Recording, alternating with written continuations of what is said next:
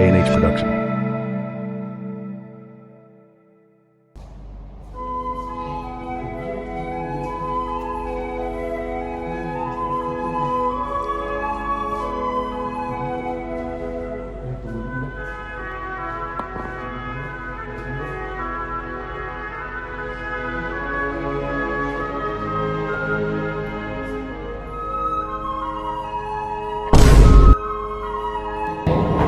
Next!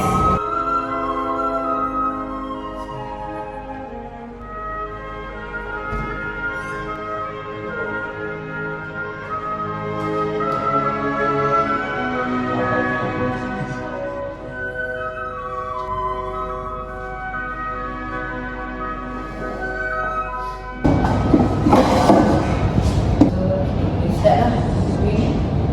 So, boleh awak ceritakan tentang latar belakang? Saya sekolah rendah dekat ST Bami.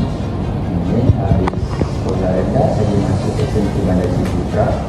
Dan lepas tu saya grad diploma muda dekat Politeknik Negeri Seri. Okay.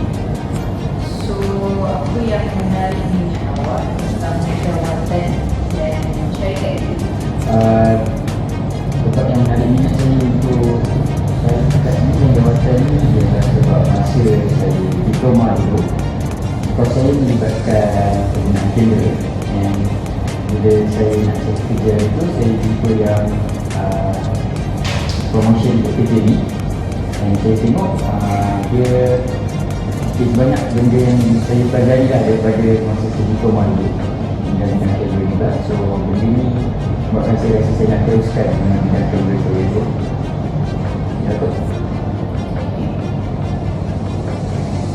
Satu situasi yang tak kerja anda menghadapi cabaran. Masa ingat saya, masa saya intern, saya bekerja di bawah satu syarikat production. Dan waktu tu cabaran yang saya hadapi ialah masa shooting, di mana mic kami tidak berfungsi dan kami terlupa untuk membawa tripod lebih untuk second cam. Sebabkan terlupa tu kita menggunakan lens yang panjang. Jika orang shoot dengan syaitan nak pakai tripod sebabkan bergegar sikit lah. Kita orang solve problem tu dari mic tu kita orang pakai phone untuk audio dia yang untuk footage daripada kamera yang ada sepanjang tu kita orang cuba untuk stabilizekan lah bila dekat pasal editing. Apakah kekuatan dan kelemahan terbesar anda? Kekuatan saya ialah saya tahu untuk cara untuk ambil gambar dari segi angle, ada punya composition semua saya tahu.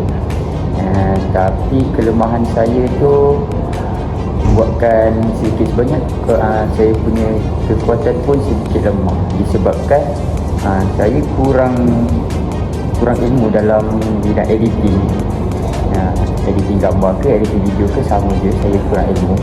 So dekat situ buatkan saya punya kekuatan pun sedikit lemah lah. Adakah awak nampak diri awak dalam 2 tahun yang akan datang? Saya nampak sekarang setelah berumur dalam 2 tahun saya akan mulakan production saya sendiri. Jadi production tu tak heavy, just production permulaan macam short video macam tu lah. Okey. So, sampai situ dah kita. Tapi sebelum saya lupa nak minta dia supi. Oh, ya. Buat dia resume. Dan kita tengok yang ini tadi. Okay. Not bad. Okay. So, dah tengok resume awak dan tengok awak punya interview.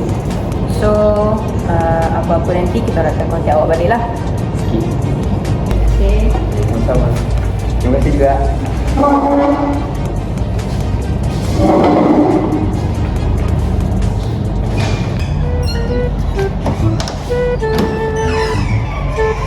Oh je ke?